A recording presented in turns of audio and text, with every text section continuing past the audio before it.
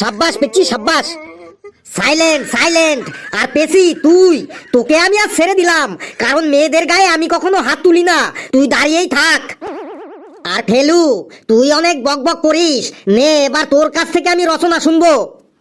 Sir, আমার কাছ থেকে শোনার আগে আমার প্রিয় বন্ধু ওই ঘেটুর কাছ থেকে আগে আপনাকে শুনতে হবে। না স্যার, আগে লেবুকে দিয়ে শুরু করুন। হ্যাঁ স্যার, ঘেটু ঠিকই বলেছে। ফেলু ভাইয়ের সাথে থাকতে থাকতে আমিও ইন্টেলিজেন্ট হয়ে গেছি বটে। আমিও এখন সব রচনা বলতে পারি। বলুন কোন রচনাটা শুনবেন আপনি? একবার শুধু অর্ডার করুন। আপনি কি শুনবেন বলুন? গান, শায়রি, ভজন, কাওয়ালি, দোহার, ডিস্কো, হিপ হপ, আপনার কি পছন্দ বটে? শুধু একবার অর্ডার করুন। এইগুলো তোর পরীক্ষায় আসবে? গান, শায়রি, ভজন, কাওয়ালি, দোহার, ডিস্কো, হিপ হপ, যে তুই এইগুলো আমাকে শোনাবি? তুই বইতে এইগুলো পড়াশোনা করিস?